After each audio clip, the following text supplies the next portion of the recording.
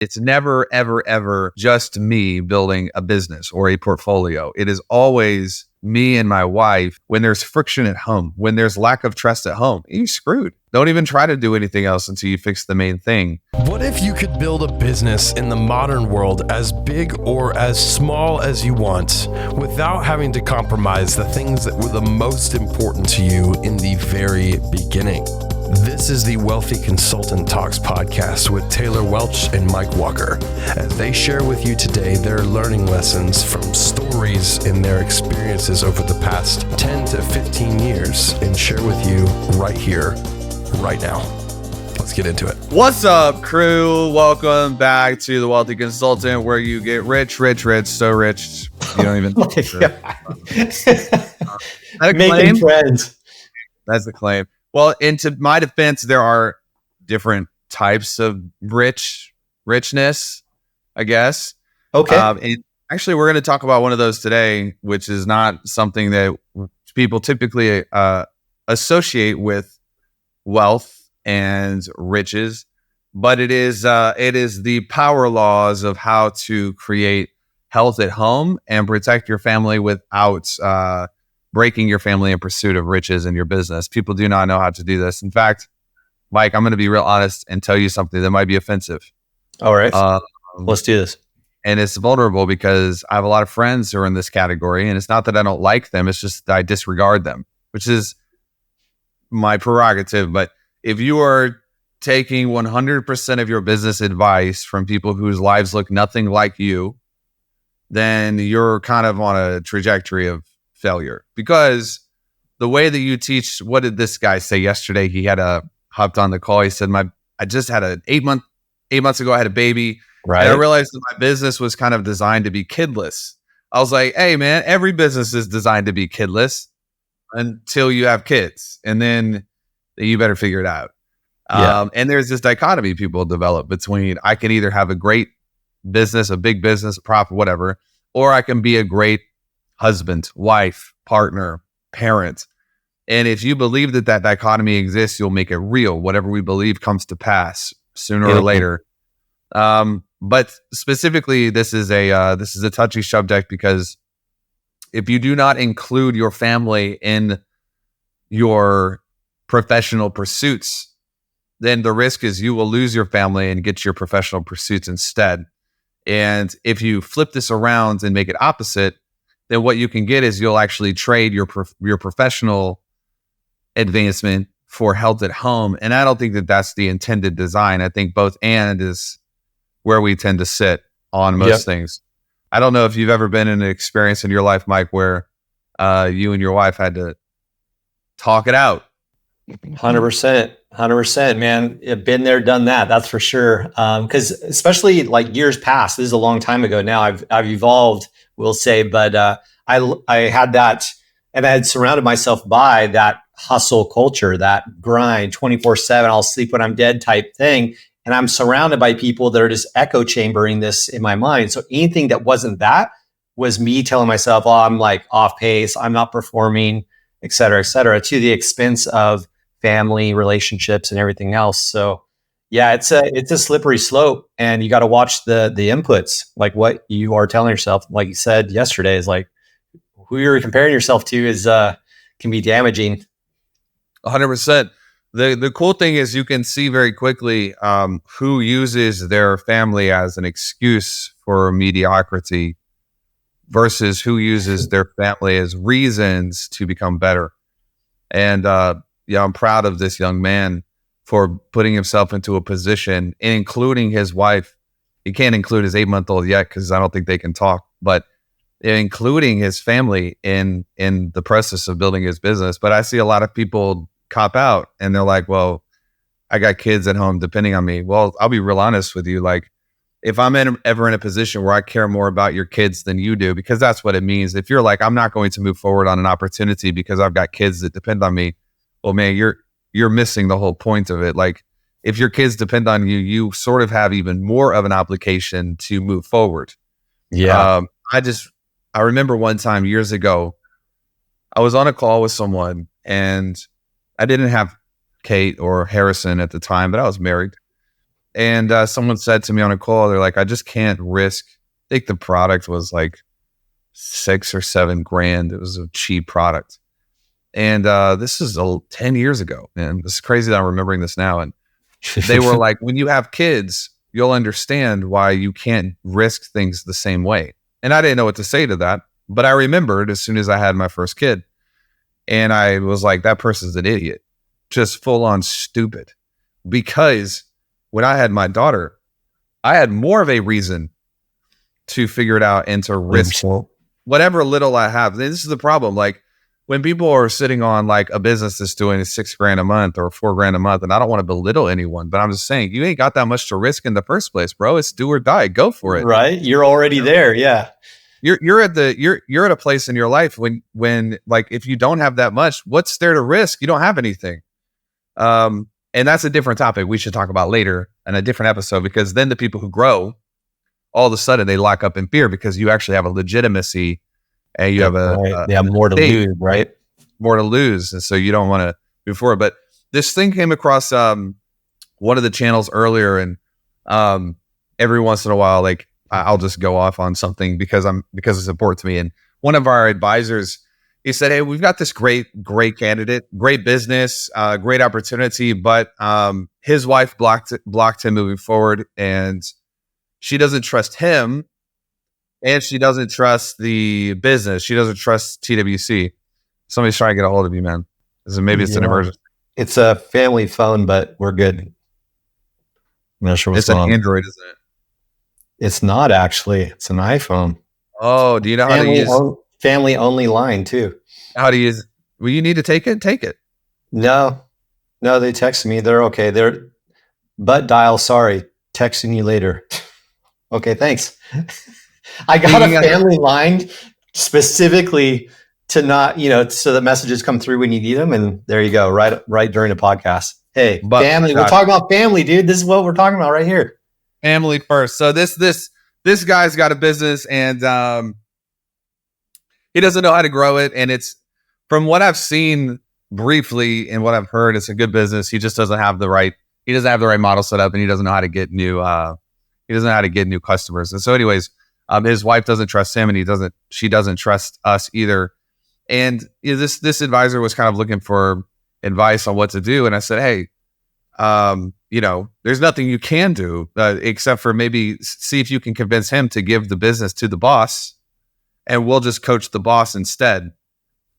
And he was like, well, you want me to say that? I'm like, yeah, for sure. Say it. Because this dude apparently doesn't have any decision-making power, no autonomy. He's got no pants on. So, and this is important too. For men and women, we coach some of the most powerful female entrepreneurs that I've ever seen. Yeah, for real. They'll just lap you with their eyes closed. Right. Some of these women I would expect that they would have more of a challenge in doing things that are scary. They're like, hey, I've had kids. And so if you've had kids, nothing else is scary after that. They're just like not afraid of anything. Yep. But there's this dereliction of duty for this guy who's running this business, and he's not even able to make decisions. And I think it's sad. I think it is, that's the main issue. There's no way we can fix his business without fixing his relationship at home first. And he needs to go do that first. And I just am like, yeah, it's happening too often, and I'm seeing it too many times to not talk about it. If you're running a business, I'm not saying that you should hide things and do things behind their back. That's not the key. That's not the play. But the play is like, don't F up so bad over and over without communication that your most important person in your life doesn't trust you anymore. Bro, you have lost everything already. You ain't got nothing else to risk. Like, you've lost the most important relationship you have. And so the advice there is go fix that first and then come back to the table, or give her your business, because apparently she's smarter, stronger, and more attuned than you are. And I would rather coach winners. I don't want to coach the babies in the back seat. They can't even get out of their crib. Right. It's disgusting, man. Yeah. It's sad. And this is something we've seen more than once too. So I know why it hit home for you, and you're like, no, we got to drill in on this one, because it's like, I mean, I wouldn't say it's systemic, but it's it's weekly. There's things like this that come up weekly. I'm sure you have exposure to the sales team. They probably hear it even more than I do. But it's they hear crazier stuff. I mean, they hear the most ridiculous things ever, because there's always, the mind will always find a reason to convince you that you're doing the right thing while it's killing you. yes. Always is old school stuff. Like in October, we're going to talk a little bit about this, but anxiety, worry, fear, these things are evolutionarily programmed to try to keep us in the same place. They're not designed to move us forward. They're designed to keep us inside the fence posts of the tribe, because if we go out of the fence posts of the tribe, the risks go up. When risks go up, statistically speaking, your bloodline could end because you can get eaten by something. And so none of our programming is designed to invent, innovate, push progressive. forward. Yeah. No, it's all designed to kind of keep us in the same spot. And the secret here, if you will, is being able to go find the things and reprioritize them. You can't just delete it, but you can reprioritize it.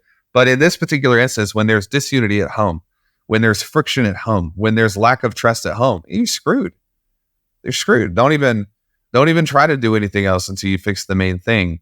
And sometimes we turn into like counselors almost, on True. like, here's how to talk to your spouse. Here's how to talk to your husband. I see it on the flip side as well. In fact, I probably see it more on the flip side where, a wife will have a business and the business is doing good, and the husband works some corporate job and the husband puts his foot down. It's like, bro, you stupider than a box of rocks. Your wife makes more than you do, and she's wanting to take a risk, and you're telling her she can't do it. It works both ways. And it's an inability to cope with the communication responsibilities you have at home. And therefore you become a slave to your partner rather than a partner. Yeah. And, I was really, I wasn't surprised, but it just, I guess, reaffirmed everything you're saying with how popular that, the Being an Awesome Parent While Being an Amazing Entrepreneur event that you did last month or the month before. Like, that thing hit home for so many people. We had so many clients come back saying, wow, that was so good. And I think it's really validating when you can disassociate the, oh, well, I'm a family person, I have kids, like you're saying, or I can be really successful at business. Like you said, there's that dichotomy that exists. And when you can actually realize, no, you can have both. In fact, having kids, having the wife, having the husband gives you more fuel for the fire of why you should even have a good business in the first place. It's just that paradigm switch that I don't know where that came from. Where do you think that came from? That people are like either or? Is it exposure to the wrong things? Yeah, exposure to bad examples. Mirror neurons, hyper-imitation, which is kind of like a sociology point of study. Psychology is the study of how the brain processes, and sociology is basically psychology in mass. So like how you put a bunch of people in a room together, how does their psychology interact with others? And inside of sociology, you have this term called hyperimitation, which is essentially how babies learn. So when you go up to a kid and you smile, the kid smiles back. There, my son right now, he, what the one word he knows is no. No. Yeah. He hears us saying it to Kate all the time. So he's imitating us as we're saying no to Kate, because Kate just wants everything all the time. And so it's actually been concerning to me, because I'm like, I don't want my kid's first word to be no. Sure. Yeah. I was going to say that's an interesting dynamic. But that's what the first word is. It's because of his big sis. It's not even because we're telling him no. It's just because Kate's all the time. But when we get older, if we don't understand that this is what's happening, all of a sudden we start both imitating other people, and we avoid the imitation of other people. And this is where it gets off the rails. When we see others who built a great business and it's like, oh, that was amazing, then they lose their family, the reverse happens, and we don't want to imitate that. So we create our own constructs and our own dichotomies on saying, if this, then that. If my business grows, then that. So I'm not going to do anything that could cause my business to grow. And we don't even know that it's there. We think we're saying no because our spouse is saying no, but the reality is that we are unconvinced ourselves, and therefore our spouse is mirroring that lack of conviction. They don't feel healthy about it. And so it's just a scapegoat. It's something that's a bit of a mirror, you know? So you say, oh, it's not me holding myself back. It's the ball and chain over here. When in reality, that's just being mirrored back because that's what's going on internally with you. If my wife does not get on board with something, then it means I have either done a poor job winning over the agreed vision that we have for that thing. This is actually, I want to take people through 4 keys of creating this symbiotic partnership so that you can advance in life without trading away health and wholeness at home. This is the first key is agreeing on outcomes. When you can work with your partner to agree on outcomes, that's the cornerstone. Everything else stems from that. And so I'll see this a lot of times in coaching calls, one-on-ones, where the person thinks that they agree on outcomes, but they've never actually sat down and talked about the outcomes. Bro, how you can't agree on it if you never talked about it. And so it's the ability to say, this is what I would love our life to look like. What would you like our life to look like? And if that partner does not feel included in being able to create the outcome, they're not going to be in agreement with you on whatever outcome you're trying to chase. 100%. Yeah, I've been guilty of that before, for sure. Like just kind of assuming, like, why would you not want to do that, or why would you not want to have that? You know, like, but that's amazing, isn't it? And just kind of, you've played the song so much in your head that you think they heard it too, or something. I don't know. Yep. And we're just busy, so we just move. Like this would be great. I do this with Lindsay sometimes. We have a weekly date night, and sometimes I'll be like, "Oh yeah, we're doing this in a couple of months," and she's like, "What? When did we talk about that?" And I was like, "Well, I was supposed to talk to you about it last month, but I forgot about it. But it's a good thing." And she's like, "Yeah, I'm not really interested in doing that." And so it's a communication game of you've got to agree on the big outcomes, the big themes of your life. What do you guys stand for? What are you trying to accomplish together? Because it's never, ever, ever just me building a business or a portfolio. It is always me and my wife building something, because the second key after you agree on outcomes is you have to agree on the cost. Love that. If you agree on the outcome and you don't agree on the cost, then you'll get out of balance with the sacrifices required to get to that outcome. So I remember the most pressing example of this is I remember about a year ago, it's maybe a little longer, like 15 months. It was the beginning of the summer last year. And I started to feel like the things that we wanted to accomplish together, I was like, I think it's time for us to do that. And she's like, great. And I said, here's what it's going to look like. Cause we have a 3-month-old at home and a then 4-year-old at home. And so I think it's going to require me to run my life like this. Are we on the same page with that? And she wasn't, because she had a 3-month-old and 4-year-olds. And so she was like, can we revisit this after the summer when, you know, the baby is a little bit older and maybe we have a little bit more routine. And so that was a moment where we both came on the same page, and I wanted to move forward now and she didn't. So it's like, well, we're on the same page. Let's go. We revisit end of summer. Let's go. We're ready to go. We had to agree on the cost, and she does the same thing. She runs a business, she writes books, and she's super involved in church. And sometimes, you know, like this week, for an example, bro, she's been gone every night this week. So who's on daddy duty, dinner duty? I was going to say all the D's there. Yeah. Your boy. Yeah. Your boy's on all the duties. Yep. So when we talked about it about 2 weeks ago, she's like, hey, this is sort of what that week looks like. I can say no to this. I can say no to this, but are you on board to cover it? Absolutely. Let's go. But can you imagine if she just showed up Monday morning and was like, hey, by the way, I forgot to tell you, but I'm gone tonight, tomorrow, and the next day? I'd be like, you're not gone, actually. Like, cancel that shit, because I wasn't able to prepare for it. So half of the issue here is if you can't agree on it, you can't prepare for it. If you can't prepare for it, you're just going to blindside them. Mm-hmm. 100%. Again, guilty as charged for sure. Just assuming they're in, like, dude, but I've been thinking about this for months. You didn't pick up on the fact that I was thinking about this the whole time. This guy that it's just a random guy. And if you're listening to this, I love you so much. Like your life's not over. Okay. Like I'm not trying to cripple you right now. I want to help you win, but bro, you're a loser. Stop failing. Stop failing miserably at everything that you've been entrusted with.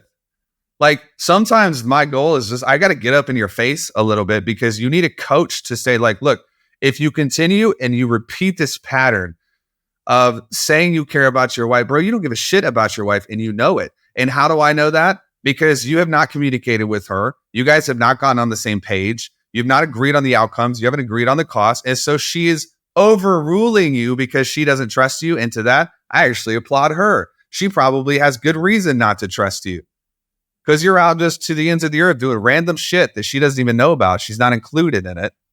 People are like, whoa, what happened to Taylor Welch? Well, I just got saved. People have been asking me to bring this back, and you've seen that. Yeah. So there you go. Third thing, include them in the process. Inclusion will help so many areas. It will remove so many points of contention. Sometimes I think the guys struggle with this probably more, where there's like, I don't want to put that on them. Yeah, like you're doing them a favor by keeping him from it. Bro, you're not doing them any favors because first of all, oops, she's a woman, so she can feel it. That's the problem with you. Like, don't make any mistakes and just think that she's dumb. Yeah, she can tell. She can see you're disconnected at dinner. She can see you're stressed out. Inclusion covers up so many errors and so many issues. And it happens the same in reverse, but not as much I've seen because I feel like this is something that we really, at least in America, we tend to have like a societal crux around this thing. But a partnership without inclusion is just roommates. It's not a partnership. Yeah. Good line. And so me and Lens, man, I'm sure you're this way with your wife. Like we'll talk about stuff here's where things are at and here's how things are going. And sometimes, man, the most amazing pieces of advice I've gotten will be from like my wife because she's got fresh eyes in it. She's not stressed out every day by it. She's so like close to it, right? She's like, hey, babe, how about you just do me a favor and just go to bed? Don't do anything. Don't send that email right now. The email's tight. She's like, nope, go to bed. Sleep on that day. The inclusion is so healthy. It keeps you guys synced up. And I'm sure that both of us have had our fair share of failure on this one. For real. Yeah. No, so many times, man.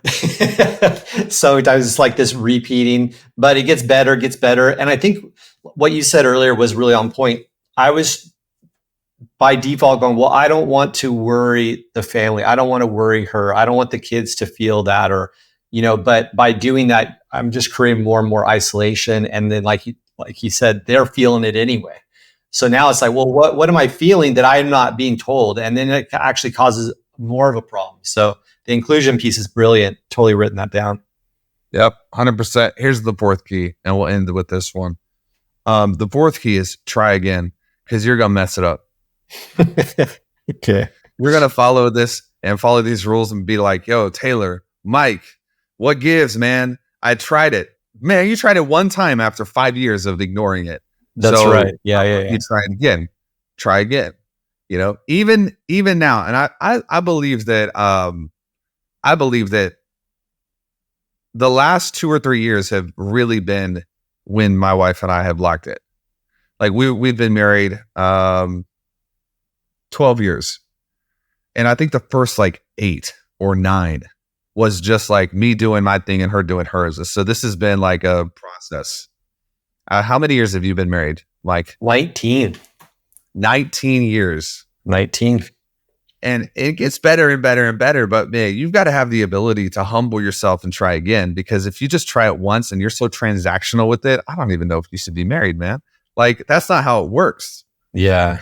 No. And then that's when the grudges come and all the things, right? And that, like 3 years ago, I remember, it's like, dude, you got to be able to put those things to bed and to rest and to never come back again, but that only comes through that ability to try again and go, okay, well, let's give this one more go. And it's a cycle, and either it's a flywheel up or it's a spiral down, one of the two. It compounds.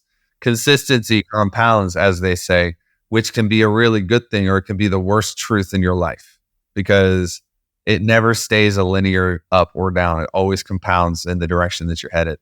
And so I'm grateful that I was able to learn these lessons without having to lose the relationship. And I will say this as well, for people who are listening and you have been through divorce, or you have been through having to lose the relationship, that fourth key is the most important key for you, because you get to take care of it differently this time.